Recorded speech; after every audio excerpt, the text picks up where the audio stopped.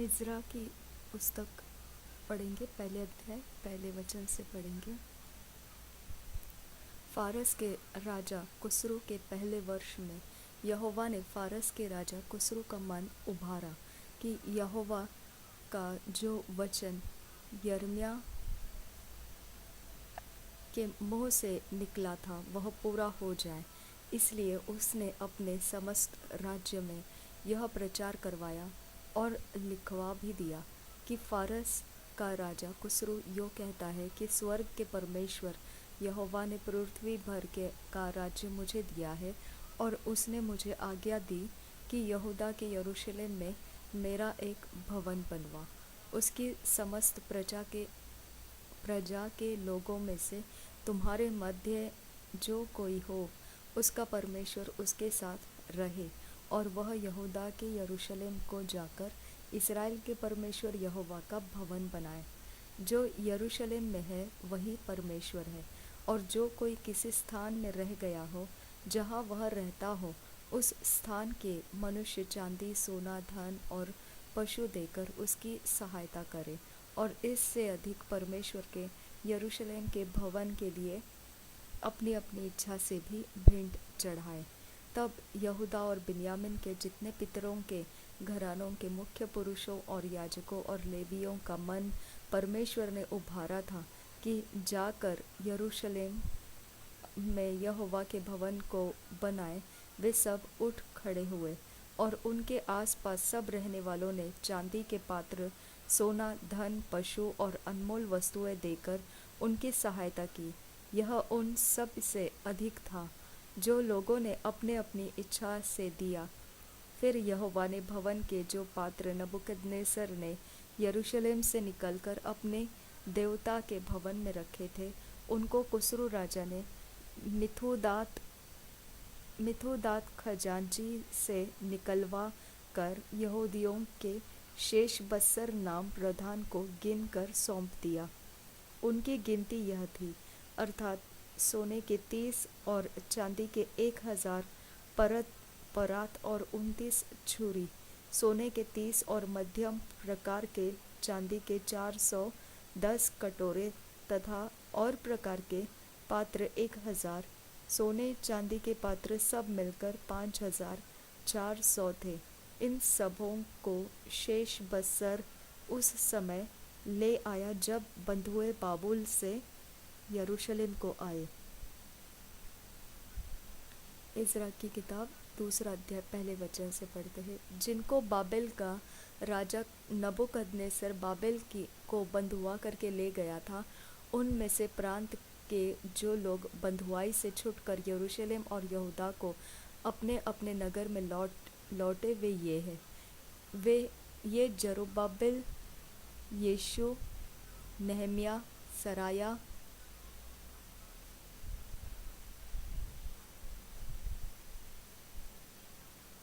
रेलाया, Mordecai, बिलशान, मिस्पार, बिगवै, रहम और बाना के साथ आए। इस्राएली प्रजा के मनुष्यों की गिनती यह है, अर्थात परोश के संतान 2172, शपत्याह के संतान 372, आरह की संतान 775, पहत्मोआब की संतान यीशु और योवाब की संतान में से 2812, एलाम की संतान 1254, जसू के संतान 945, जक्कई की संतान 745, बानी की संतान 642, बेम्बे की संतान 623, अजगद की संतान 1223, अदोनिकाम की संतान 666, बिगवै की संतान 2056, अदीन की संतान 454,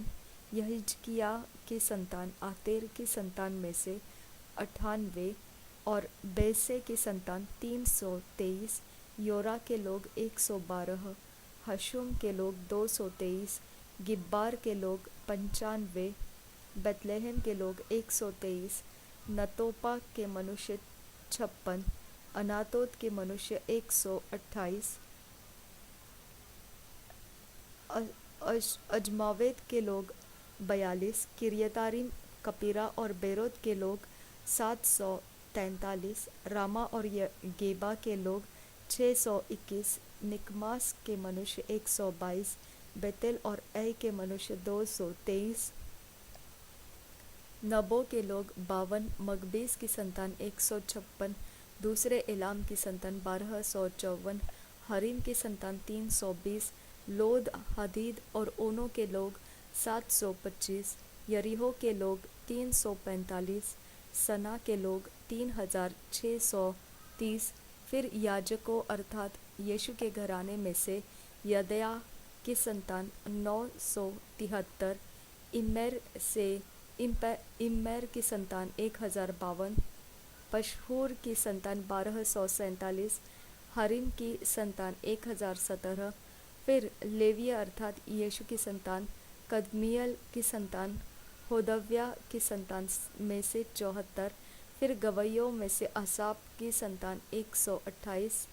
फिर बरबानों की संतान शल्लूम की संतान आतेर की संतान तत्मोन की संतान अकबूक की संतान हतीता की संतान और शोम्बे की संतान, ये सब मिलकर 139 हुए। फिर नतीन की संतान सीहा की संतान हसुपा की संतान तबाओत की संतान केरोस की संतान सियाहा की संतान पदोन की संतान लवाना की संतान हगबा की संतान अकबोक की संतान हगाब की संतान शमले की संतान हनान की संतान गिदल की संतान गहर की संतान रया की संतान रसीन की संतान नकोदा की संतान गजाम की संतान उज्जा की संतान पासेह की संतान बैसे की संतान असना की संतान मुनीम की संतान नपीसीम की संतान बकखू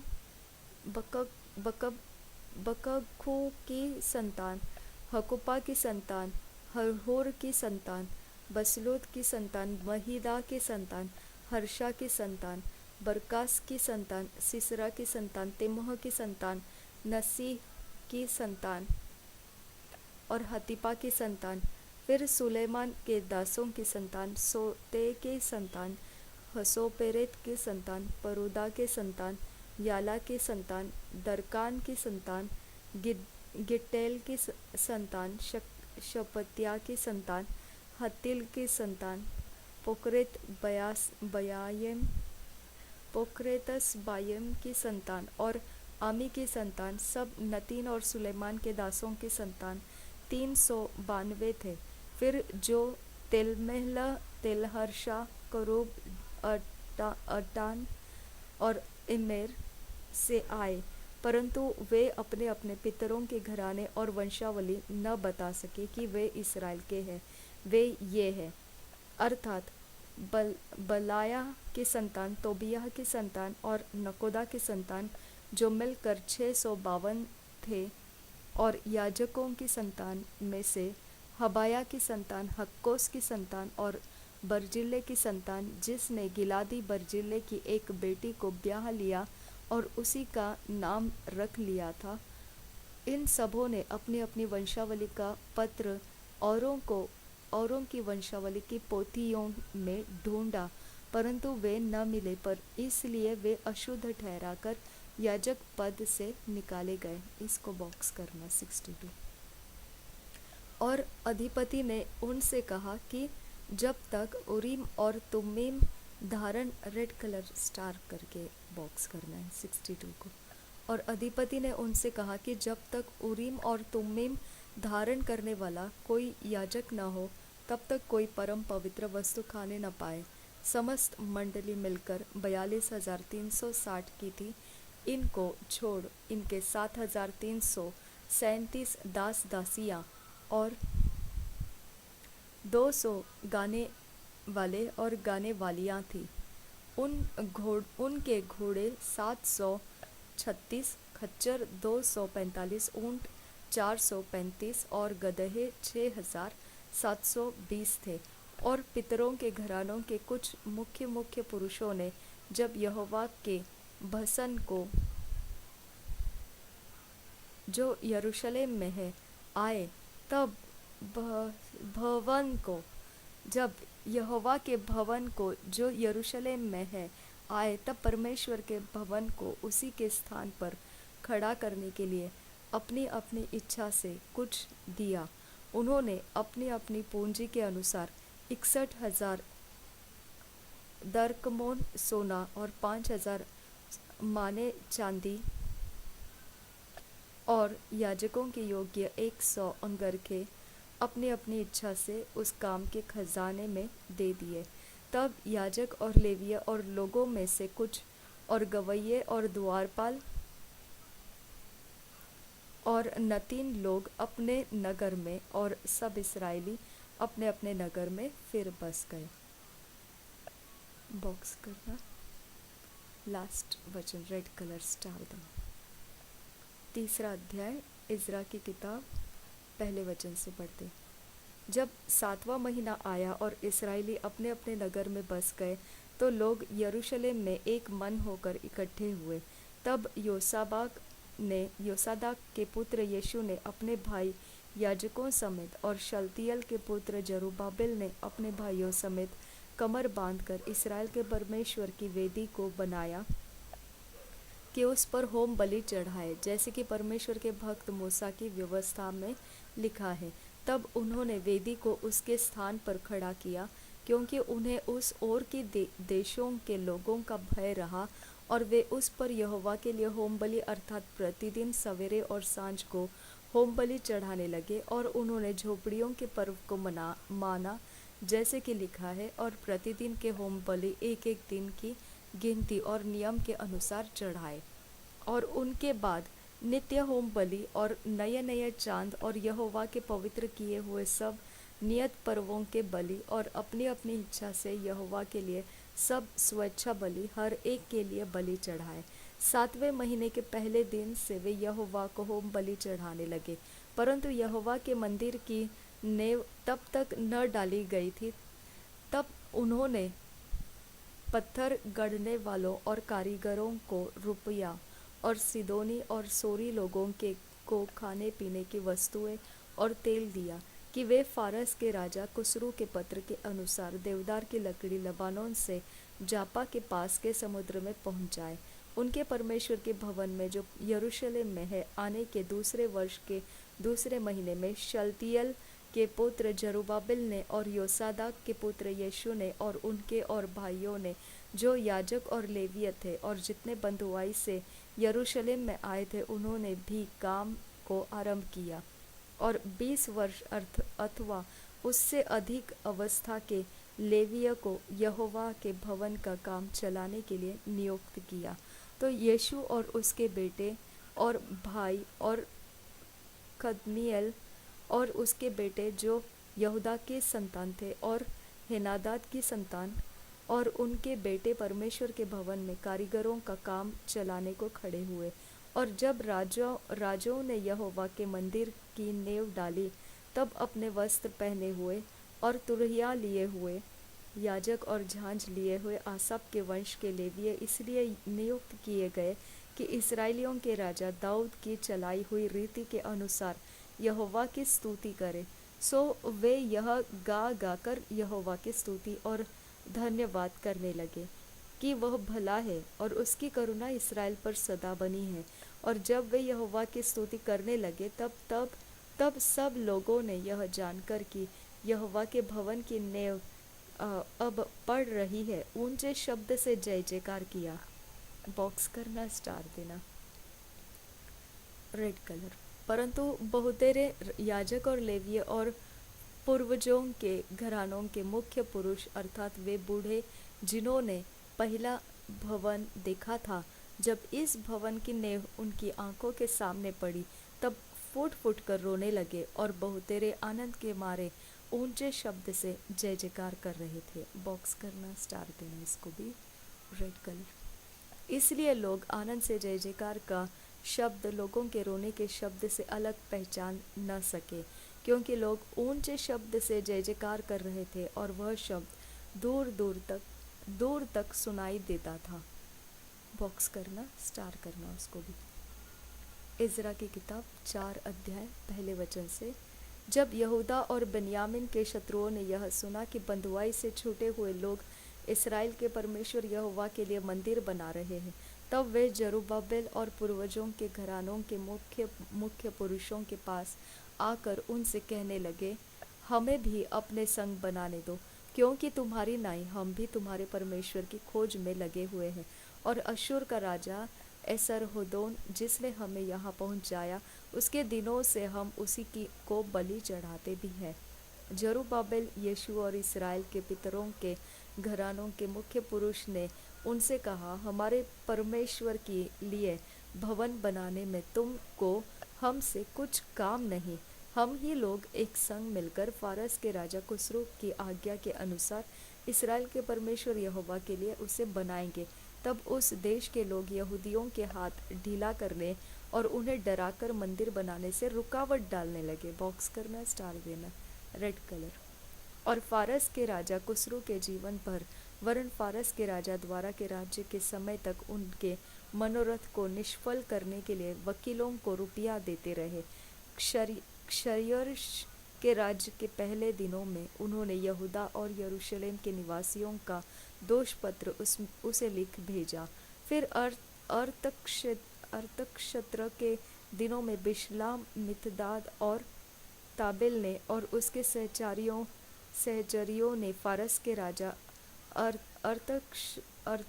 अर्थशस्त्र को चिट्ठी लिखी, और चिट्ठी अरामी अक्षरों और अरामी भाषा में लिखी गई।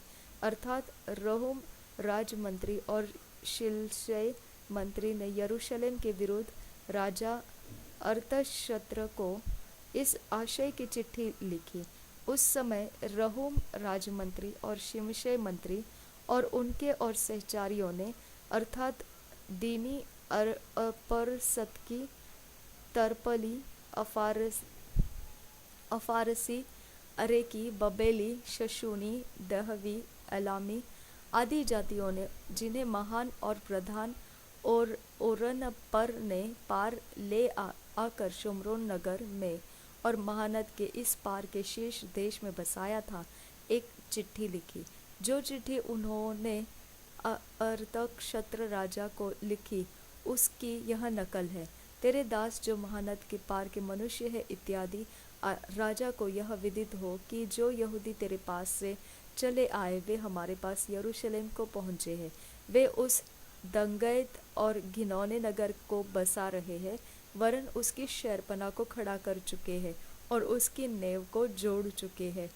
अब राजा को विदित हो कि यदि वह नगर बस गया और उसकी शहरपनाह बन चुकी, तब तो वे लोग कर, चुंगी और रहदारी फिर न देंगे और अंत में राजाओं की हानि होगी। हम लोग तो राज मंदिर का नमक खाते हैं और उचित नहीं कि राजा का अनादर हमारे देखते हो। इस कारण हम यह चिट्ठी भेजकर राजा को चिता देते हैं, तेरे पुरखाओं के इतिहास की पुस्तक में खोज की जाए। तब इतिहास की पुस्तक में तू यह पाकर जान लेगा कि वह नगर बलवा करने वाला और राजाओं और प्रांतों की हानि करने वाला है, और प्राचीन काल से उसमें बलवा मचता आया है, और इसी कारण वह नगर नष्ट भी किया गया था। बॉक्स करना, स्टार करना। 16 वचन। हम राजा को निश्चय करा देते हैं कि यदि वह नगर बसाया जाए और उसकी शहरपनाह बन चुके, तब इसके कारण महानद के इस पार तेरा कोई भाग न रह जाएगा। तब राजा ने रहम राजमंत्री और शिमशै मंत्री और शोमरोन और महानद के इस पार रहने वाले उनके और सहचरियों के पास यह उत्तर भेजा, कुशल इत्यादि। जो चिट्ठी तुम लोगों ने हमारे पास भेजी वह मेरे सामने पढ़कर साफ साफ सुनाई गई, और मेरी आज्ञा से खोज किए जाने पर जान पड़ा है कि वह नगर प्राचीन काल से राजाओं के विरुद्ध सिर उठाता आया है और उसमें दंगा और बलवा होता आया है। यरूशलेम के सामर्थी राजा भी हुए जो महानद के पार के समस्त देश पर राज्य करते थे, और कर, चुंगी और रहदारी उनको दी जाती थी। इसलिए अब इस आज्ञा का प्रचार कर कि वे मनुष्य रोके जाएं, और जब तक मेरी ओर से आज्ञा न मिले तब तक वह नगर बनाया न जाए, और चौकस रहो कि इस बात में ढीले न होना, राजाओं की हानि करने वाली वह बुराई क्यों बढ़ने पाए। जब राजा अरतक्षत्र की यह चिट्ठी रहूम और शिमशै मंत्री और उनके सहचरियों को पढ़कर सुनाई गई, तब वे उतावली करके यरूशलेम को यहूदियों के पास गए और भुजबल और बरियाई से उनको रोक दिया। तब परमेश्वर के भवन का काम जो यरूशलेम में है रुक गया, और फारस के राजा बारह दारा के राज्य के दूसरे वर्ष तक रुका रहा। ये बॉक्स करना, सब रेड कलर और स्टार देना। 19 से लेकर 24। 5वां अध्याय इज़रा की पुस्तक, पहले वचन से पढ़ते हैं। तब हग्गई नामक नबी और इद्दो का पोता जकरिया यहूदा और यरूशलेम के यहूदियों से नबूवत करने लगे। उन्होंने इस्राएल के परमेश्वर के नाम से उनसे नबूवत की। तब शलतियल का पुत्र जरुब्बाबिल और योसादाक का पुत्र यीशु कमर बांधकर परमेश्वर के भवन को जो यरूशलेम में है बनाने लगे, और परमेश्वर के ये नबी उनका साथ देते रहे।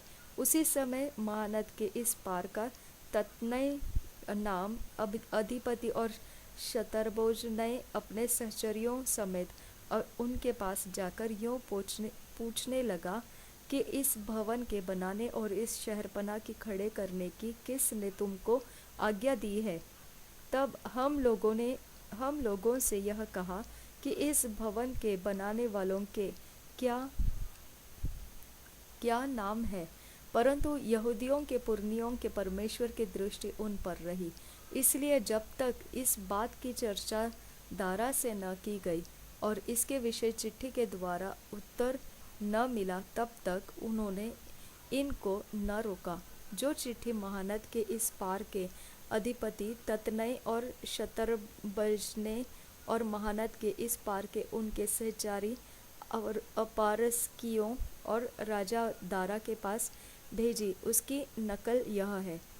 उन्होंने उसको एक चिट्ठी लिखी जिसमें यह लिखा था कि राजा दारा का कुशल क्षेम सब प्रकार से हो। राजा को विदित हो कि हम लोग यहूदा नाम प्रांत में महान परमेश्वर के भवन के पास गए थे। वह बड़े बड़े पत्थरों से बन रहा है और उसकी भीतों से कड़ियाँ जुड़ रही हैं, और यह काम उन लोगों से फुर्ती के साथ हो रहा है और सुफल भी होता जाता है। इसलिए हमने उन पुरनियों से यूँ पूछा कि यह भवन बनवाने और यह शहरपनाह खड़ी करने की आज्ञा किसने तुम्हें दी, और हमने उनके नाम भी पूछे कि हम उनके मुख्य पुरुषों के नाम लिखकर तुझको जता सके। और उन्होंने हमें यह उत्तर दिया कि हम तो आकाश और पृथ्वी के परमेश्वर के दास हैं, और जिस भवन को बहुत वर्ष हुए इस्राएलियों को एक बड़े राजा ने बनाकर तैयार किया था, उसी को हम बना रहे हैं। बॉक्स करना, स्टार करना और रेड कलर। जब हमारे पुरखाओं 12 वचन ने स्वर्ग के परमेश्वर को रिस दिलाई थी, तब उसने उन्हें बाबेल के कसदी राजा नबूकदनेस्सर के हाथ में कर दिया था, और उसने इस भवन को नाश किया और लोगों को बंधुआ करके बाबेल को ले गया। परंतु बाबेल के राजा कुस्रू के पहले वर्ष में उसी कुस्रू राजा ने परमेश्वर के इस भवन के बनाने की आज्ञा दी, और परमेश्वर के भवन का जो सोने और चांदी के पात्र नबूकदनेस्सर यरूशलेम के मंदिर में से निकलवा कर बाबेल के मंदिर में ले गया था, उनको राजा कुस्रू ने बाबेल के मंदिर में से निकलवाकर शेष बस्सर नामक एक पुरुष को, जिसे उसने अधिपति ठहरा दिया था, सौंप दिया। और उसने उससे कहा, ये पात्र ले जाकर यरूशलेम के मंदिर में रख, और परमेश्वर का वह भवन अपने स्थान पर बनाया जाए।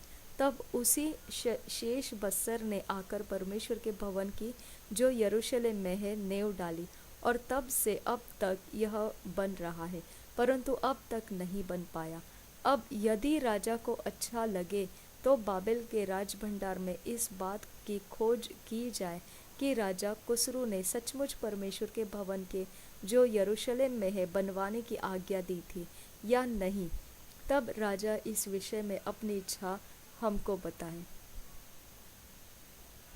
एजरा का पुस्तक 6 अध्याय पहले वचन से पढ़ते हैं। तब राजा दारा की आज्ञा से बाबेल के पुस्तकालय में जहाँ खजाना भी रहता था खोज की गई, और मादे नाम प्रांत के अहमता नगर के राजगढ़ में एक पुस्तक मिली जिसमें यह वृत्तांत लिखा था कि राजा खुसरू के पहले वर्ष में उसी खुसरू राजा ने यह आज्ञा दी कि परमेश्वर के भवन के विषय जो यरूशलेम में है, अर्थात वह भवन जिसमें बलिदान किए जाते थे, वह बनाया जाए और उसकी नेव दृढ़ता से डाली जाए।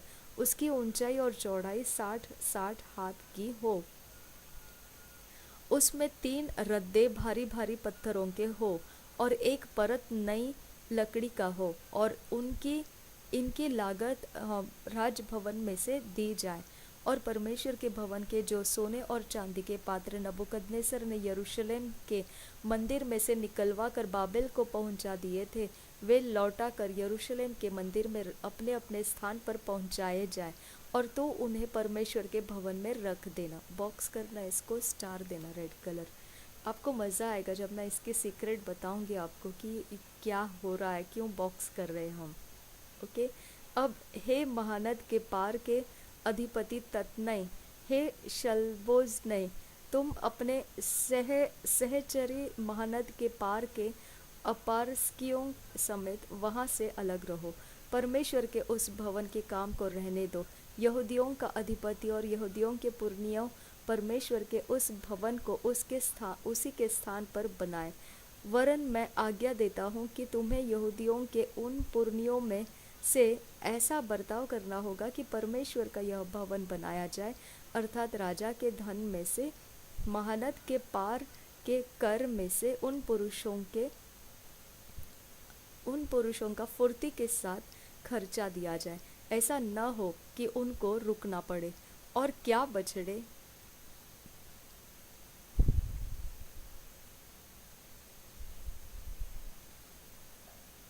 क्या मेढ़े, क्या मेमने स्वर्ग के परमेश्वर के होम बलियों के लिए जिस जिस वस्तु का उन्हें प्रयोजन हो, और जितना गेहूँ, नमक, दाख, मधु और तेल यरूशलेम में के याजक कहे, वह सब उन्हें बिना भूल चूक प्रतिदिन दिया जाए। बॉक्स करना, इसको स्टार करना। इसलिए कि वे स्वर्ग के परमेश्वर को सुखदायक सुगंध वाले बलि चढ़ाकर राजा और राजकुमारों के दीर्घायु के लिए प्रार्थना किया करें। बॉक्स करना, इसको स्टार करना। आपको इस 10th वर्स को ज़्यादा स्टार करना है, ज़्यादा बॉक्सेस करना है, क्योंकि ये सब कहाँ पहले उसको मिला, ये सब उसने बुक पढ़ा। ओके, उसके हाथ में वो पुरानी किताब आ गई जिसके अंदर परमेश्वर की बातों को लिख कर रखा हुआ था। ओके, इसका मतलब मुझे आपको सीक्रेट क्या है वो बताना है कि आपको कितना ज़रूरत है परमेश्वर के वचन को पढ़ने की। क्योंकि अगर परमेश्वर के वचन की पुस्तक अगर आप खोलकर नहीं देख रहे, तो आपके व्यवहार के गलतियाँ और आपके व्यवहार के आशीषें आप दोनों भी आपको नहीं मालूम रहेगा।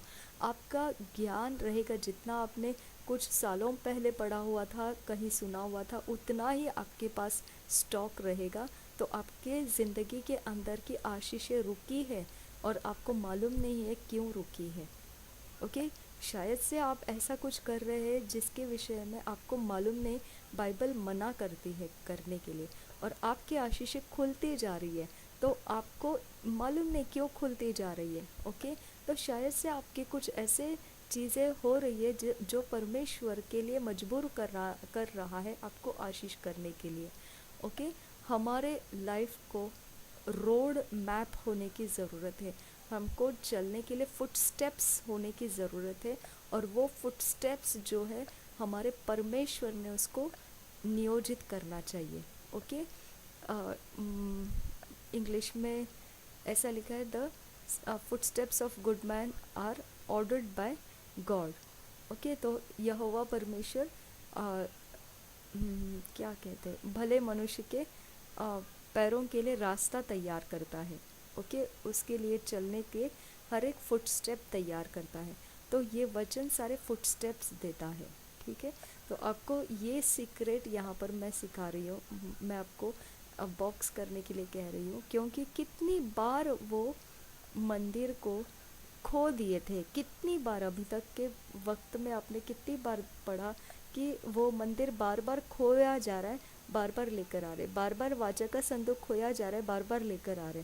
तो हम मसीही जीवन का भी लाइफ ऐसे ही है, बार बार हम परमेश्वर की व्यवस्थाओं से दूर हो जाते हैं, फिर उसमें आ जाते हैं, फिर दूर हो जाते हैं, फिर उसमें आ जाते हैं, फिर दूर हो जाते हैं, फिर उसमें आ जाते हैं। लेकिन हमको रिटर्न आने का जो रास्ता देता है वो कौन है? वो पवित्र बाइबल है। ठीक है, जब तक पवित्र बाइबल, पवित्र व्यवस्था ये लोग नहीं पढ़ते थे, खो दिए थे, उस व्यवस्था को भूल गए थे, कोई उसको रिपीट नहीं कर रहा था, तो ये लोगों के चाल चलन रोज के रोज अलग अलग दिशा में भटकते जा रहे थे, और इनको ज़रा भी ख्याल नहीं था इसके विषय में। जैसे ही उन्होंने वो व्यवस्था पढ़ा तो तुरंत उनको पता चला, ओह माय गॉड, तो हमने ये किया है, ओह नो, तो ये हो रहा है, अरे तो इसकी वजह से ऐसे हो रहा है, ओह ठीक है, तो हमको इसके अंदर कुछ तो अभी स्टेप उठाने की ज़रूरत है। ये तरह से हमारा टर्न अराउंड आता है। ठीक है, तो हम लोगों को ध्यान रखना है कि हमारे लिए पवित्र बाइबल ये एक मुड़ने के लिए रास्ता है। हम कौन से भी दिशा में चल रहे होंगे, हमको हमको दिशा सही चल रहे हैं या मुड़ने की ज़रूरत है या मुड़ने वाले हैं, ये हमको मालूम करना है। तो हमको पवित्र बाइबल रोज़ पढ़ना है, रोज़। ओके, अभी तो हम एक एक पूरे बुक्स कंप्लीट करते जा रहे हैं, अगले समय में हमारा ये स्टार्ट हो जाएगा जो ANM मिनिस्ट्री की भविष्यवाणी की किताब है, उसमें दिया हुआ है जैसा बाइबल रीडिंग का स्ट्रक्चर दिया है, उस तरह से हम पढ़ेंगे। तो हमारे लिए फिर वो पढ़ना बहुत आसान हो जाएगा, क्योंकि हमने पूरी बुक, सारे बुक्स पढ़े हैं बाइबल के। तो अब उसमें से हमको पोर्शन पोर्शन पढ़ेंगे तो भी हमको पता है ये हम पढ़ चुके हैं, इसका कनेक्शन कौन से जगह से है। ओके, ये ऐसा क्यों बोला गया है, फिर हमारे अंदर का वो फाउंडेशन एक मजबूत रहेगा, उसके ऊपर अभी ये ब्रिक्स बन जाएंगे। जब हम बाइबल रीडिंग प्लान लेके पढ़ते हैं तो वो फाउंडेशन के ऊपर फिर दीवार, ब्रिक्स बनना शुरू हो जाता है, एक शेप आना शुरू हो जाता है। ठीक है, तो इसकी वजह से हम लोगों को अभी ये पूरी किताब पढ़ रहे हैं, और ये किताब पढ़ते वक्त भी आपको क्या मालूम पड़ रहा है इसमें से कि पुराना जो हमारा माहौल था उसमें हमारे से गलतियां हैं या कोई आशीष रुक गए या आशीष खुल गए, हमको कोई परवाह ही नहीं है। हम ऐसे सोचते हैं हाँ ठीक है, आशीष मिला, ओ ठीक है, लक लक हो गया, लक। ओके, और नहीं तो फिर हम बोलते हैं बैड लक है। तो ये सब नहीं है। परमेश्वर को जो प्रसन्न हो रहा है उसमें आपके रास्ते खुलेंगे, जो परमेश्वर को पसंद नहीं है उसमें आपके रास्ते बंद रहेंगे। ठीक है, और हमको ढीला हो जाना और दोबारा रिटर्न आना, ढीला हो जाना परमेश्वर के जोश में और फिर रिटर्न आना, ये जो है हमारा चलने का तरीका। इसके लिए उत्पत्ति के 6 अध्याय के 3 में लिखा है कि मनुष्य केवल शरीर ही है। ओके, तो मैक्सिमम हमारा फिसल जाना शरीर के कारण हो जाता है, क्योंकि हमारे शरीर की अवस्था बहुत एक्टिव है, हम उसको डिनाई नहीं कर सकते। हमको भूख लगी तो हमको खाना तो खाना ही पड़ेगा, हमको कपड़े पहनना ही है, हमको नींद, थोड़ा आराम तो करना ही है, हमको पानी तो पीना ही है, हमको सारे हमारे जो शरीर की अवस्थाओं में हम किए जाने वाले काम है सब कुछ हमको करना ही है। तो कितना भी आप कटिंग कर दो, कामों का हिसाब कटिंग कर दो, फिर भी आपके पास कुछ ऐसे अनअवॉइडेबल सिचुएशंस है कि आप उसको आप उसको फंक्शन करना ही पड़ता है। ओके, नहीं तो आपकी शरीर अवस्था प्रॉब्लम्स में आ जाती है। तो इस तरह से आपको समझ में आता है कि हमारा शरीर आड़े आता है, परमेश्वर के परमेश्वर का जो काम है, परमेश्वर का आत्मा जो हमको कहता है, उसको करने के लिए हमारा शरीर कहीं ना कहीं हमको फिसला देता है। ओके। ये मैंने बहुत अनुभव किया है और इसके लिए मुझे वो उत्पत्ति का 6 अध्याय का 3 वचन बहुत पसंद है। जब भी मैं कहीं ढीले पड़ने लगती हूँ तो पहले मैं अपने शरीर की अवस्थाओं को चेक करती हूँ, कौन सी जगह में मैं ज़्यादा समय दे रही हूँ। ओके, उसमें से मुझे मालूम पड़ जाता है, ओह तो ये एरिया है जहाँ से मेरा फिसलना हो रहा है। ओके, जहाँ से मेरा परमेश्वर से दूर जाने का समय लग रहा है। तो ये इस तरह से आपको अलर्टनेस आता है वचन पढ़ने की वजह से। प्रोवर्ब्स नीति वचन जब आप पढ़ेंगे तब आपको और ज़्यादा मालूम पड़ेगा कि ऐसे कुछ बिहेव्स है जिसकी वजह से आप स्पिरिट्स को पहचान सकते हैं, उसके अंदर कौन सी स्पिरिट है। क्योंकि आपने देखा स्पिरिट्स कैसे काम करती है, टैलेंट्स देती है। हाँ, स्पिरिट्स टैलेंट देता है, स्पिरिट भविष्यवाणी करता है, स्पिरिट जो सब ये आत्मा से, ना तो बल से ना ताकत से, पर मेरे आत्मा के द्वारा। ठीक है, तो परमेश्वर का जो वचन के अंदर लिखा हुआ सच्चाई है, कितना सच है, कितना पावरफुली सच है। और ये अगर हमने नीति वचन पढ़ते वक्त समझ लिया तो आप कभी भी बहकेंगे नहीं। आपको बराबर से इवल स्पिरिट को पहचानना आ जाएगा और अपने आप को आप पवित्र आत्मा के सामर्थ्य से ही आगे लेकर जा सकेंगे। बहुत मज़ेदार है प्रोवर्ब्स भी, जो स्पिरिट डिसर्नमेंट सिखाता है। ओके, आत्मा को परखना सिखाता है। हमको लगता है क्या है, ये तो आदत के अनुसार है, ये तो होता ही रहता है, इससे थोड़ी कुछ होता है, ऐसे थोड़ी होता है। नहीं, वो बहुत कुछ उसके अंदर आत्मा के जगत के रहस्य खुल जाएंगे, आपको पता चलेगा उसमें से। ओके, आगे हम पढ़ते हैं। इसके लिए आपको बाइबल पढ़ना ज़रूरी है ताकि आप दोबारा परमेश्वर में स्ट्रेट रास्ता पकड़कर चल सके। ओके, और ये देखो क्या था 10 वचन में, इम्पोर्टेंस क्या था।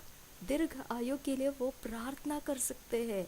जब परमेश्वर को सुखदायक सुगंध वाली बलि चढ़ाएंगे तो एक फ़ायदा होने वाला है। ये स्वर्ग का जो परमेश्वर है, ये दीर्घायु के लिए किए गए प्रार्थनाओं को सुनता है। ओके, ये उनका सीक्रेट रहस्य में और एक बात आ गया उनके अंदर कि अच्छा, तो ये मंदिर बनाने से ऐसे हो जाएगा, तो ये तो ज़रूर बनाना चाहिए। ओके, 11 वचन, फिर मैंने आज्ञा दी है कि जो कोई यह आज्ञा टाले उसके घर में से कड़े कड़ी निकाली जाए और उस पर वह स्वयं चढ़कर जकड़ा जाए और उसका घर इस अपराध के कारण घूरा बनाया जाए। और परमेश्वर जिसने वहाँ अपने नाम का निवास ठहराया है, वह क्या राजा क्या प्रजा उन सबों को जो यह आज्ञा टालने और परमेश्वर के भवन को जो यरूशलेम में है नाश करने के लिए हाथ बढ़ाए, नष्ट करे। मुझ दारा ने यह आज्ञा दी है, फुर्ती से ऐसा ही करना। तब महानद के इस पार के अधिपति तत्नय और शत बोजनय और उनके सहचरियों ने दारा राजा की चिट्ठी भेजने के कारण उसी के अनुसार फुर्ती से काम किया। और तब 14 वचन, तब यहूदी पुरनिया हग्गई नब्बी और इद्दो के पोते जकरिया के नबूवत करने से मंदिर को बनाते रहे और कृतार्थ भी हुए और इसराइल के परमेश्वर की आज्ञा के अनुसार और फारस के राजा कुसरू दारा और अर्थक्षत्र की आज्ञाओं के अनुसार बनाते बनाते उसे पूरा कर लिया। इस प्रकार वह भवन राजा दारा के राज्य के 6वें वर्ष में अदार महीने के 3 दिन को बनकर समाप्त हुआ। अदार महीना सर्कल करना इसको, क्योंकि आपको यहाँ पर हम लोगों को जनवरी फरवरी मार्च अप्रैल में ऐसे मंथ के नाम पता है, लेकिन इज़राइल के पास एक अलग रीति का नाम था। ओके, और बाकी उनके साथ अन्य जो लोग थे, अन्य जाति के लोग जो थे, उनके पास भी उनके तरह से महीनों के नाम थे। आगे पढ़ते हैं। इस्राएली अर्थात याजक, लेवीय और जितने बंधुआई से आए थे, उन्होंने परमेश्वर के उस भवन की प्रतिष्ठा उत्सव के साथ की।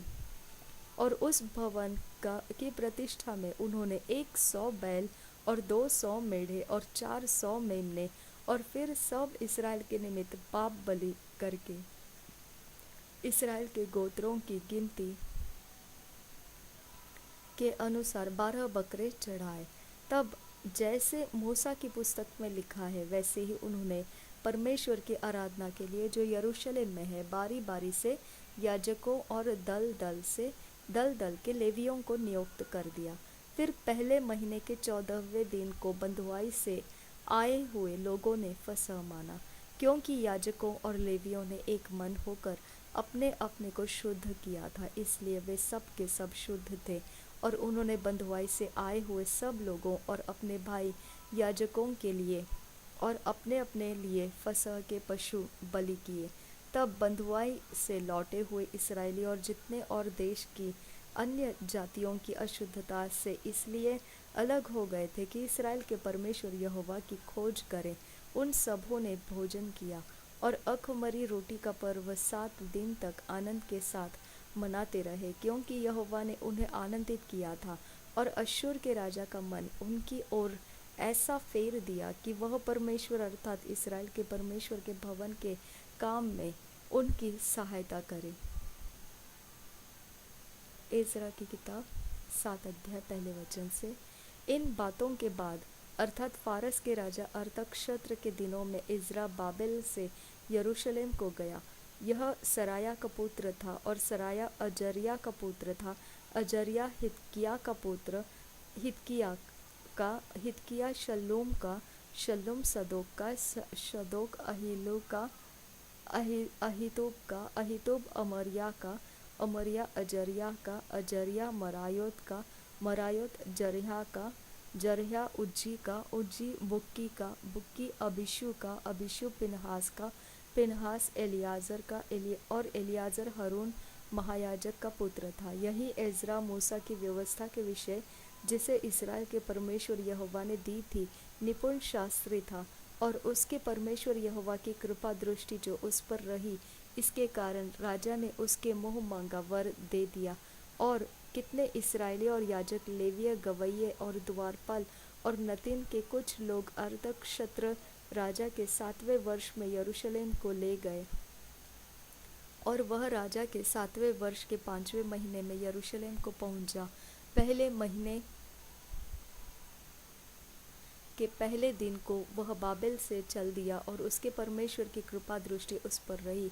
इस कारण 5वें महीने के पहले दिन वह यरूशलेम को पहुंचा, क्योंकि एजरा ने यहोवा की व्यवस्था का अर्थ बोझ लेने और उसके अनुसार चलने और इसराइल में विधि और नियम सिखाने के लिए अपना मन लगाया था। बॉक्स करना स्टार्ट देना। जो चिट्ठी राजा अर्थक्षत्र ने एजरा याजक और शास्त्री को दी थी, जो यहोवा की आज्ञाओं के वचनों का और उसकी इसराइलियों के में चलाई हुई विधियों का शास्त्री था, उसकी नकल यह है, अर्थात एजरा याजक जो स्वर्ग के परमेश्वर की व्यवस्था का पूर्ण शास्त्री है, उसको अर्थक्षत्र महाराजा धीराज की ओर से इत्यादि। मैं यह आज्ञा देता हूँ कि मेरे राज्य में जितने इसराइली और उनके याजक और लेवीय अपनी इच्छा से यरूशलेम जाना चाहे, वे तेरे साथ जाने पाए। तू तो राजा और उसके 7 मंत्रियों की ओर से इसलिए भेजा जाता है कि अपने परमेश्वर की व्यवस्था के विषय जो तेरे पास है, यहूदा और यरूशलेम की दशा बूझ ले।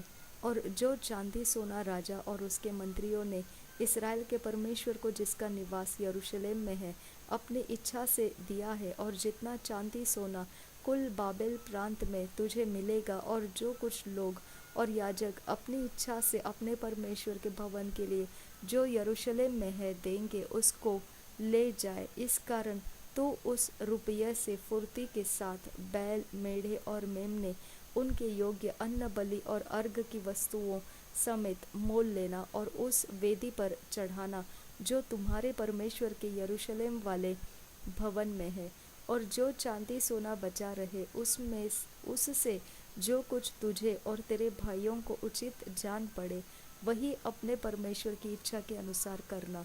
और तेरे परमेश्वर के भवन की उपासना के लिए जो पात्र तुझे सौंपे जाते हैं, उन्हें यरूशलेम के परमेश्वर के सामने दे देना। और इनसे अधिक जो कुछ तुझे अपने परमेश्वर के लिए भवन के लिए आवश्यक जानकर देना पड़े, वह राज खजाने में से दे देना।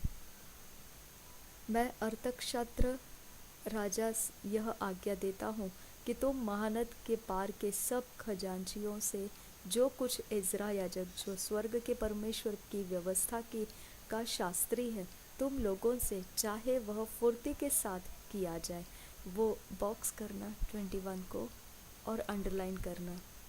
इज़रा के विषय में लिखा है, इज़रा याजक जो स्वर्ग के परमेश्वर की व्यवस्था का शास्त्री है, अंडरलाइन करना उसको। 22 वचन, अर्थात 100 किक्कार तक चांदी, 100 कोर तक गेहूँ, 100 बत तक दाख मधु, 100 बत तक तेल और नमक, जितना चाहे उतना दिया जाए।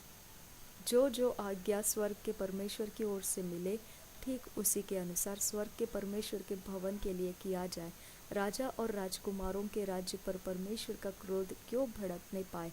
फिर हम तुमको चिता देते हैं कि परमेश्वर के उस भवन के किसी याजक, लेवीय, गवैये, द्वारपाल, नतीन या और किसी सेवक से कर, चुंगी अथवा रहदारी लेने की आज्ञा नहीं है। फिर हे इज़रा, तेरे परमेश्वर से मिली हुई बुद्धि के अनुसार जो तुझसे है, न्यायियों और विचार करने वालों को नियुक्त कर, जो महानद के पार रहने वाले उन सब लोगों में जो तेरे परमेश्वर की व्यवस्था जानते हो न्याय किया करे, और जो जो उन्हें न जानते हो उनको तुम सिखाया करो। बॉक्स करना, स्टार करना और अंडरलाइन करना, उनको तुम सिखाया करो। जो जो उन्हें न जानते हो उनको तुम सिखाया करो। ओके। और जो कोई तेरे परमेश्वर की व्यवस्था और राजा की व्यवस्था न माने, उसको फुर्ती से दंड दिया जाए, कोई चाहे प्राण दंड, चाहे देश निकाला, चाहे माल जब्त किया जाना, चाहे कि कैद करना। धन्य है हमारे पितरों का परमेश्वर यहोवा, जिसने ऐसी मनसा राजा के मन में उत्पन्न की है कि यहोवा के यरूशलेम के भवन को संवारे। बॉक्स करना, स्टार करना, रेड कलर। और मुझ पर राजा और उसके मंत्रियों और राजा के सब बड़े हकीमों को दयालु किया, और मेरे परमेश्वर यहोवा की कृपा दृष्टि जो मुझ पर हुई, इसके अनुसार मैंने हियाव बांधा और इस्राएल में से मुख्य पुरुषों को इकट्ठा किया कि वे मेरे संग चले। बॉक्स करना, स्टार देना। इज़रा की पुस्तक 8 अध्याय पहले वचन से पढ़ते हैं। उनके पूर्वजों के घरानों के मुख्य मुख्य पुरुष ये हैं, और जो लोग राजा अर्थक्षेत्र के राज्य से बाबेल से मेरे संग यरूशलेम को गए, उनकी वंशावली यह है, अर्थात पिनहास के वंश में से गेर्शोम, इतामार के वंश में से दनियल, दाऊद के वंश में से हत्तूस, शकन्या के वंश के परौश के गोत्र में से जकरिया, जिसके संग 150 पुरुष की वंशावली हुई। पहतमोआब के वंश में से जर्रिहा का पुत्र एव्याहोन ने, जिसके संग 200 पुरुष थे। शकन्या के वंश में से यह जियल का पुत्र, जिसके संग 300 पुरुष थे। अदीन के वंश में से योनातन का पुत्र एबेद, जिसके संग 50 पुरुष थे। एलाम के वंश में से अतत्या का पुत्र यशाया, जिसके संग 70 पुरुष थे। शपत्या के वंश में से मिकाएल का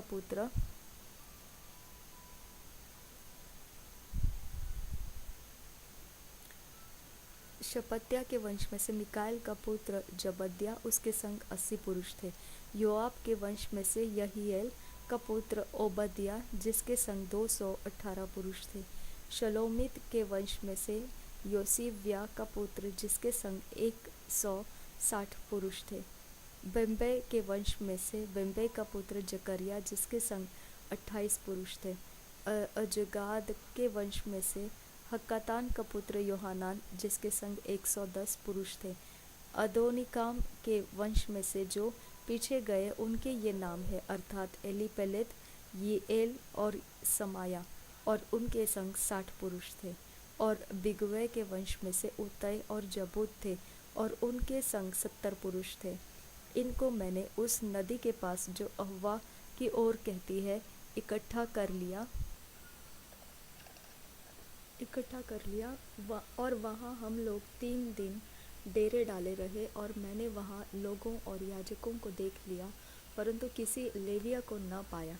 मैंने एलिएज़र, अरियल, शमाया, एलनातान, यारीब, एलनातान, नातान, जकरिया और मशुल्लाम को, जो मुख्य पुरुष थे, और योआरीब और एलनातान को, जो बुद्धिमान थे, बुलवाकर इद्दो के पास इद्दो के पास, जो कसिपिया नाम स्थान का प्रधान था, भेज दिया और उनको समझा दिया कि कसिपिया स्थान में इद्दो और उसके भाई नतीन लोगों से क्या क्या कहना, कि वे हमारे पास हमारे परमेश्वर के भवन के लिए सेवा टहल करने वालों को ले आए, और हमारे परमेश्वर की कृपा दृष्टि जो हम पर हुई, इसके अनुसार वे हमारे पास इश्शकेल के, जो इसराइल के परपोता और लेवी के पोता महली के वंश में से था, और शेरेव्या को और उसके पुत्रों और भाइयों को अर्थात 18 जनों को, और हशव्या को और उसके संग मरारी के वंश में से यशाया को और उसके पुत्रों और भाइयों को अर्थात 20 जनों को, और नतीन लोगों में से जिन्हें दाऊद और हकीमों ने लेवियों की सेवा करने को ठहराया था, 220 नतीनों को ले आए। इन सबों के नाम लिखे हुए थे। तब मैंने वहाँ अर्थात अहवा नदी के तीर पर उपवास का प्रचार इस आशय से किया कि हम परमेश्वर के सामने दीन हो और उससे अपने और अपने बाल बच्चों और अपने समस्त संपत्ति के लिए सरल यात्रा मांगे। बॉक्स करना, इसको स्टार करना। क्योंकि मैं मार्ग के शत्रुओं से बचने के लिए सिपाहियों के दल और सवार राजा से मांगने से लजाता था, क्योंकि हम राजा से यह कह चुके थे कि हमारा परमेश्वर अपने सब खोजियों पर भलाई के लिए कृपा दृष्टि रखता है, और जो उसे त्याग देते हैं उसका बल और कोप उनके विरुद्ध है। इसी विषय पर अंडरलाइन करना उसको, जो उसे त्याग देते हैं उसका बल और कोप उनके विरुद्ध है। इसी विषय पर हमने उपवास करके अपने परमेश्वर से प्रार्थना की और उसने हमारी सुनी। तब मैंने मुख्य याजकों में से 12 पुरुषों को अर्थात शेरव्या, हशव्या और इनके 10 भाइयों को अलग करके, जो चांदी, सोना और पात्र राजा और उसके मंत्रियों और उसके हकीमों और जितने इस्राएली उपस्थित थे, उन्होंने हमारे परमेश्वर के भवन के लिए भेंट दिए थे, उन्हें तौल कर उनको दिया। अर्थात मैंने उनके हाथ में 650 किक्कार चांदी, 100 किक्कार चांदी के पात्र, 100 किक्कार सोना, 1000 दरकमोन के सोने के 20 कटोरे और सोने सरीखे अनमोल चोखे चमकने वाले पीतल के 2 पात्र तौलकर दे दिए। और मैंने उनसे कहा, तुम तो यहोवा के लिए पवित्र हो और ये पात्र भी पवित्र है, और यह चांदी और सोना भेंट का है जो तुम्हारे पितरों के परमेश्वर यहोवा के लिए प्रसन्नता से दी गई।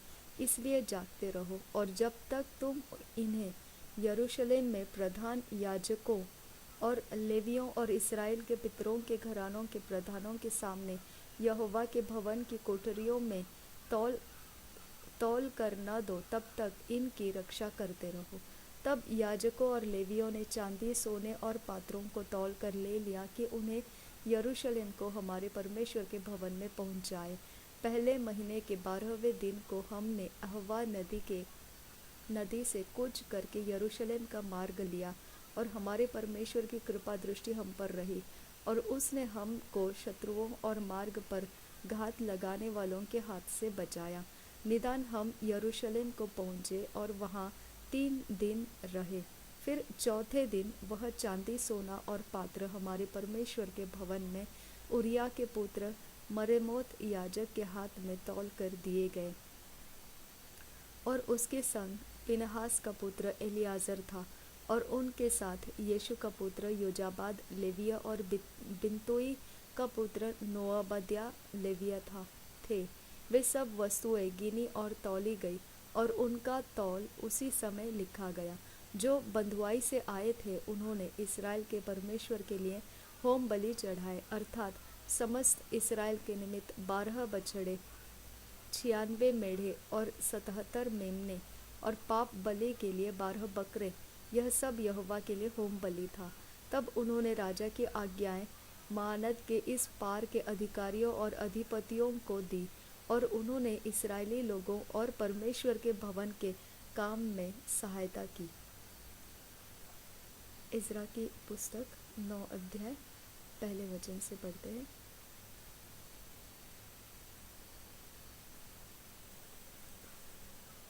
इज़रा की पुस्तक 9 अध्याय पहले वचन से पढ़ते हैं। जब ये काम हो चुके तब हकीम मेरे पास आकर कहने लगे, न तो इस्राएली लोग, न याजक, न लेवीय इस ओर के देशों के लोगों से अलग हुए, वरन उनके से अर्थात कनानियों, हित्तियों, परिज्जियों, यबूसियों, अम्मोनियों, मोआबियों, मिस्रियों और एमोरियों के से घिनौने काम करते हैं, क्योंकि उन्होंने उनकी बेटियों में से अपने और अपने बेटों की लिए स्त्रियां कर ली है, और पवित्र वंश इस ओर के देशों के लोगों में मिल गया है। ये बॉक्स करना, ओके, पहले और दूसरे वचन को एक साथ बॉक्स करना और यहाँ पे अंडरलाइन करना, और पवित्र वंश इस ओर के देशों के लोगों में मिल गया है।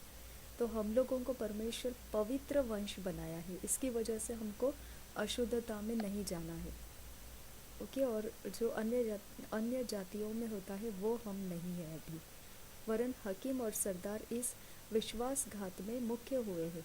यह बात सुनकर मैंने अपने वस्त्र और बागे को फाड़ा और अपने सिर और दाढ़ी के बाल नोचे और विस्मित होकर बैठा रहा। तब जितने लोग इस्राएल के परमेश्वर के वचन सुनकर बंधुआई से आए हुए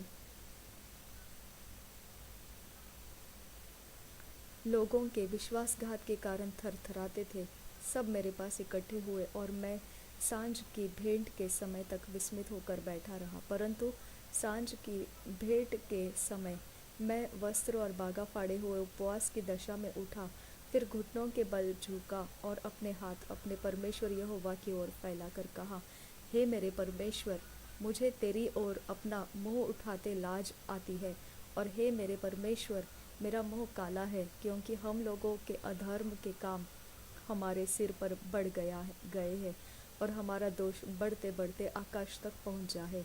अपने पुरखाओं के दिनों से लेकर आज के दिन तक हम बड़े दोषी हैं, और अपने अधर्म के कामों के कारण हम अपने राजाओं और याजकों समेत देश देश के राजाओं के में किए गए कि तलवार, दासत्व लूटे जाने और मुंह काला हो जाने की विपत्तियों में पड़े, जैसे कि आज हमारी दशा है।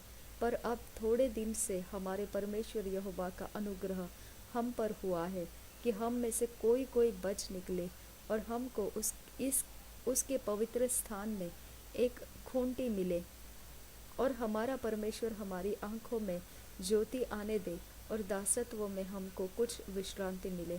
हम दास तो है ही, परंतु हमारे दासत्व में हमारे परमेश्वर ने हमको नहीं छोड़ दिया, वरन फारस के राजाओं को हम पर ऐसी कृपालु किया कि हम नया जीवन पाकर अपने परमेश्वर के भवन को उठाने और इसके खंडहरों को सुधारने पाए, और हमें यहूदा और यरूशलेम में आड़ मिली। अब हे हमारे परमेश्वर, इसके बाद हम क्या कहें? यही कि हमने तेरी उन आज्ञाओं को तोड़ दिया है जो तूने यह कहकर अपने दास नबियों के द्वारा दी। जिस देश के अधिकारी होने को तुम जाने पर हो, वह तो देश के लोगों की अशुद्धता के कारण और उनके घिनौने कामों के कारण अशुद्ध देश है। उन्होंने उसे एक सीमा से दूसरी सीमा तक अपनी अशुद्धता से भर दिया है। इसलिए अब तू न तो अपनी बेटियां उनके बेटों को ब्याह देना, और न उनकी बेटियों से अपने बेटों का विवाह करना, और न कभी उनका कुशल क्षेम चाहना, इसलिए कि तुम बलवान बनो। देखा, इसलिए कि तुम बलवान बनो और उस देश के अच्छे अच्छे पदार्थ खाने पाओ, हाँ, और उसे ऐसा छोड़ जाओ कि वह तुम्हारे वंश के अधिकार में सदैव बना रहे। तो परमेश्वर क्यों चाहता है हमको अन्य जातियों से अलग हट जाओ अभी? नंबर 1 बलवान होना है। नंबर 2 अच्छे अच्छे पदार्थ उस जगह के आपको मिलना है। और नंबर 3 इतना होना है आपके पास कि आप हमारे हम अपने वंश के अधिकार में सदैव ये सब बनाए रख सके। ठीक है, तो अभी क्या है, अब अगर आप देखेंगे आपके एरिया में आपकी लेवल कहाँ तक है। हाँ, परमेश्वर आपको क्या दे रहा है आपके एरिया में। आपका प्रोफेशन हो सकता है, करियर हो सकता है, या फैमिली हो सकता है, या आ, आपकी खेती हो सकती है, खेती चला रहे होंगे आप, या आपकी कोई भी उपज है, ज़मीन है, कुछ भी है। ओके, परमेश्वर ने उसमें आपको बढ़ोतरी बनाए रखने के लिए नंबर 2 पर है वैसा। और दूसरा एक है कि बलवान परमेश्वर के सामर्थ का अंदाज़ा आपके अंदर आपके बलवान बनने के लिए मिलता है। ओके, और तीसरा हमारे वंश के अधिकार में हमारे सारे चीज़ें बनी रहे।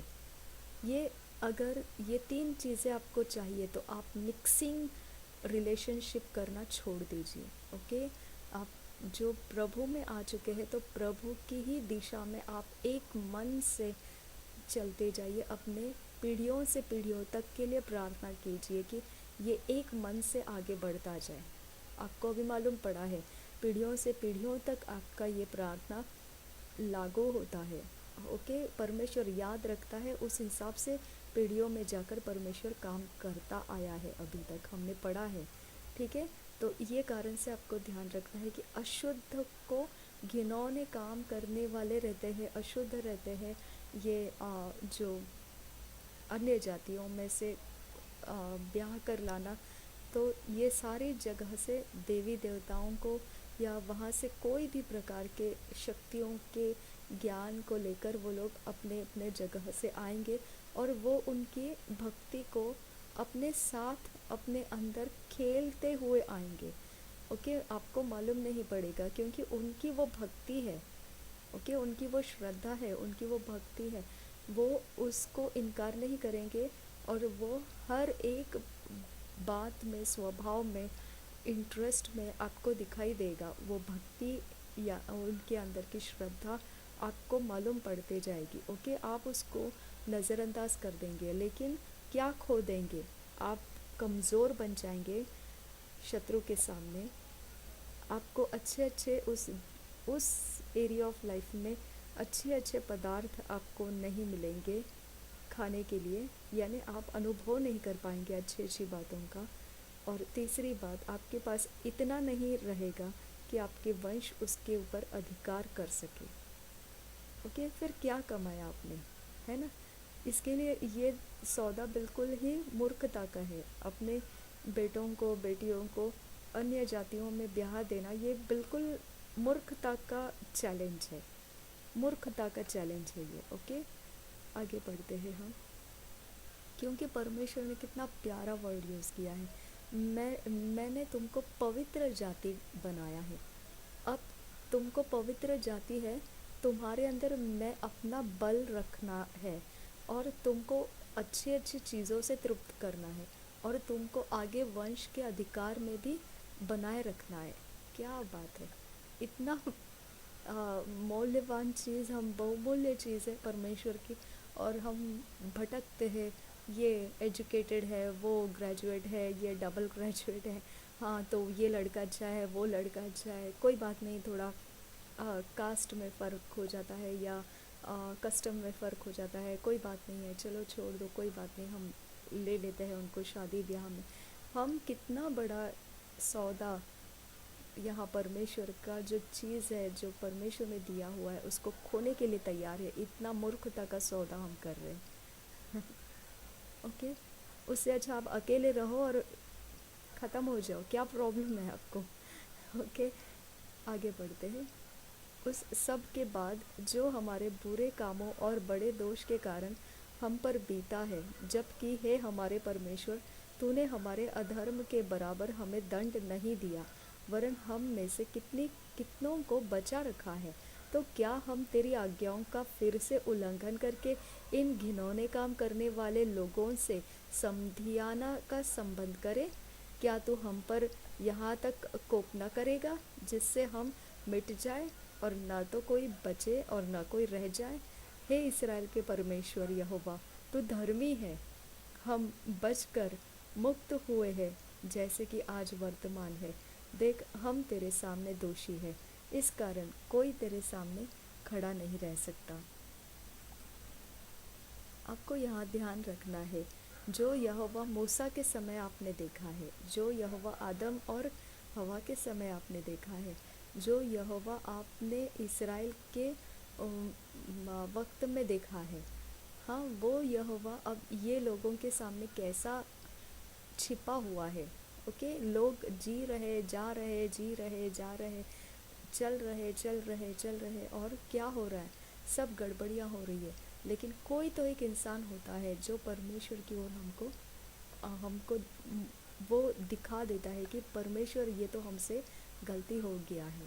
ओके, तो आपको ध्यान रखना, आप भी उसी तरह से हम वो तरह के लोग हैं कि हम परमेश्वर को पुकार के बोल सकते हैं। ओके, जैसा इज़रा ने अभी पुकार कर बोला। ठीक है, इज़रा का 10 अध्याय पहले वचन से पढ़ते हैं। जब इज़रा परमेश्वर के भवन के सामने पड़ा, रोता हुआ प्रार्थना और पाप का अंगीकार कर रहा था।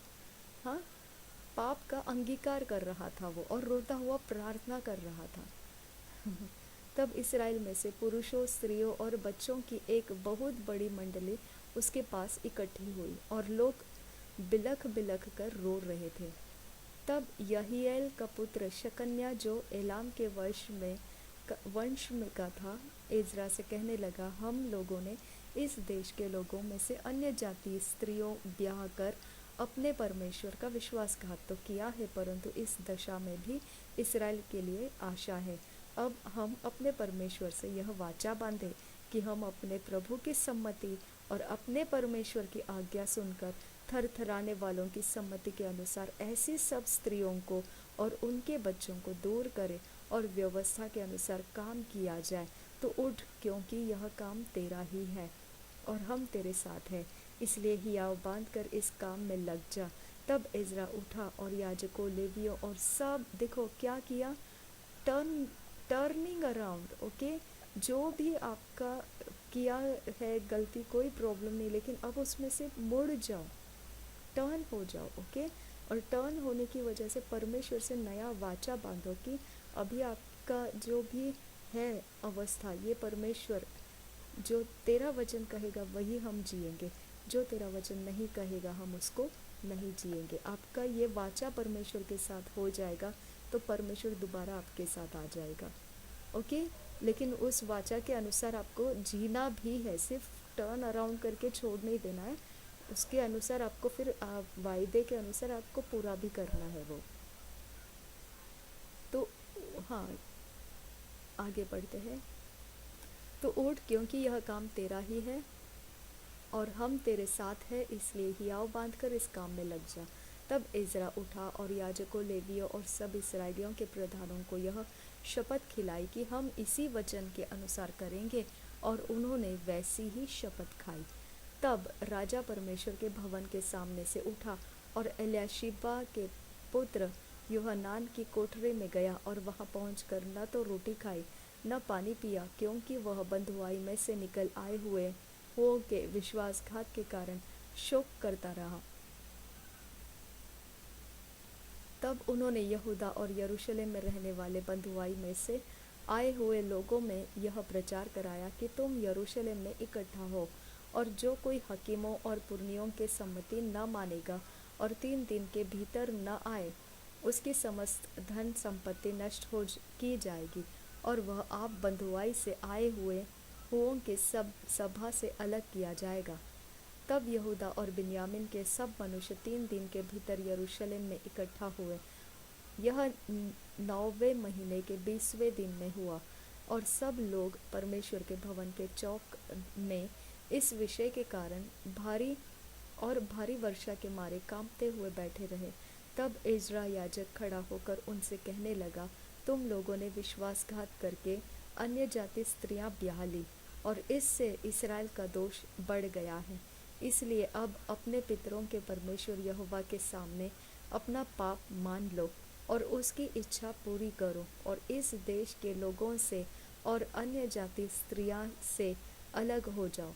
तब पूरी मंडली के लोगों ने ऊंचे शब्द से कहा, जैसा तूने कहा है वैसा ही हमें करना उचित है, परंतु लोग बहुत हैं और वर्षा का समय है और हम बाहर खड़े नहीं रह सकते और यह 2-1 दिन का काम नहीं है, क्योंकि हमने इस बात में बड़ा अपराध किया है। समस्त मंडली की ओर से हमारे हकीम नियुक्त किए जाएं और जब तक हमारे परमेश्वर का भड़का हुआ कोप हम से दूर न हो और यह काम पूरा न हो जाए, तब तक हमारे नगरों के जितने निवासियों ने अन्य जाति स्त्रियां ब्याह ली हो, वे नियत समयों पर आया करें और उनके संग एक नगर के पुरनियों और न्यायी आए। इसके विरुद्ध केवल असाहेल के पुत्र योनातन और तिकवा के पुत्र यहजया खड़े हुए और मशुल्लम और शबत्तै लेवियों ने उनकी सहायता की, परंतु बंधुआई से आए हुए लोगों ने वैसा ही किया। तब इज़रा याजक और पितरों के घरानों से के कितने मुख्य पुरुष अपने अपने पितरों के घराने के अनुसार अपने सब नाम लिखाकर अलग किए गए और 10वें महीने के पहले दिन को इस बात की तहकीकात के लिए बैठे और पहले महीने के पहले दिन तक उन्होंने उन सब पुरुषों की जांच पूरी कर ली जिन्होंने अन्य जाति स्त्रियों में से विवाह कर लिया था। याजकों की संतान में से ये जन पाए गए जिन्होंने अन्य जाति स्त्रियों से विवाह कर लिया था। यीशु के पुत्र योसादाक के पुत्र और उसके भाई मासेया, एलियाजर, यारीब और गदल्या, इन्होंने हाथ मारकर वचन दिया कि हम अपने स्त्रियों को निकाल देंगे और उन्होंने दोषी ठहर कर अपने अपने दोष के कारण एक एक मेढ़ा बलि किया। अंडरलाइन करना, उन्होंने दोषी ठहरकर अपने अपने दोष के कारण एक एक मेढ़ा बलि किया। ओके, और उन्होंने प्रॉमिस दिया, हाथ मार कर वचन दिया, ओके, कि हम अपने स्त्रियों को निकाल देंगे। ठीक है, ये स्टेप्स है जब आपको डिलीवरेंस चाहिए होता है, जब आपको छुटकारा चाहिए होता है, या फिर आपका लाइफ बदलने की आप चाहत रखते हैं, या कोई काम आपसे हो नहीं रहा है और आप होने के लिए मांग रहे हैं। ये स्टेप है, पहला स्टेप है, आप परमेश्वर को वचन देना है। और दूसरा, आप वो मान लेना है कि आप दोषी हैं, ओके, और आपके दोष के हिसाब से आपको बलि देना है। बलि मतलब कोई ऐसे जैसा लिखा है ऐसे बलि नहीं कहते हैं। बलि मतलब मैं प्रार्थना करूँगा, या फिर मैं ये बलिदान है, मैं टायत दूंगा, जो देती हूँ टायत उससे डबल टिबल दूंगी मैं, या फिर मैं ऑफरिंग जो देती हूँ उससे 3 गुना ज़्यादा दूंगी मैं। ओके, ये बलिदान हो गया। अगर मैं 8 घंटे मेरा काम का समय रहता है और सिर्फ बाकी 2 घंटे मैं प्रभु के लिए देती हूँ, तो मैं उससे बढ़ाकर मैं बोल सकती हूँ कि मैं 3 घंटे या 3.5 घंटे या 4 घंटे मैं प्रेयर के लिए दूंगी। अब कुछ भी आपके हिसाब के अंदर जो है वो आप परमेश्वर को सैक्रिफाइस दे सकते हैं, ओके, बलि दे सकते हैं। इमेर की संतान में से हनानी और जबद्या। हरीम की संतान में से मसेया, एलिया, शमाया, यहीएल और उज्जिया। पशहूर की संतान में से एल्योएने, मसेया, इश्माएल, नतनेल, योजाबाद और एलासा। फिर लेवियों में से योजाबाद, शिनी, केलाया जो कलीता कहलाता है, पतहिया, यहूदा और एलियाजर। गवैयों में से एलियाशिब और द्वारपालों में से शल्लूम, तेलेम और उरी। इसराइल में से परोश की संतान में रमिया, इजिया, मल्किया, मियामिन, एलियाजर, मल्किया और बनाया। एलाम की संतान में से मतन्या, जकरिया, यहेल, अब्दी, यरेमोत और एलिया। जत्तू की संतान में से एलियोने, एलियाशिब, मतन्या, यरेमोत, जाबाद और अजीजा। बेम्पई के संतान में से योहानान, हनन्याह, जब्बै और अतलै। वानी के संतान में से मशुल्लम, मल्लुक, अदाया, याशुब, शाल और यरामोत। पहत-मोआब की संतान में से अदना, कलाल, बनाया, मसेया, मतन्या, बसलेल, बिन्नोई और मनश्शे। हरोम की संतान में से एलियाजर, यशियाय, मल्कियाय, शमाया, शिमोन, बिन्यामिन, मल्लुक और शमरिया। हशुम की संतान में से मतन्नै, मत्तता, जब्बाद, एलीपेलेत, यरेमै, मनश्शे और शिमी।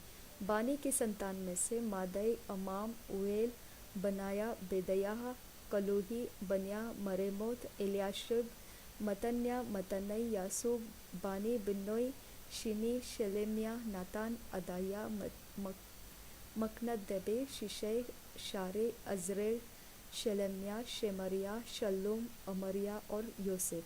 नबों की संतान में से योएल, मत्तित्याह, जबाद, जबीना, यद्दो, योएल और बनाया। इन सबों ने अन्य जाति स्त्रियां ब्याह ली थी और बहुतों की स्त्रियों से लड़के भी उत्पन्न हुए थे।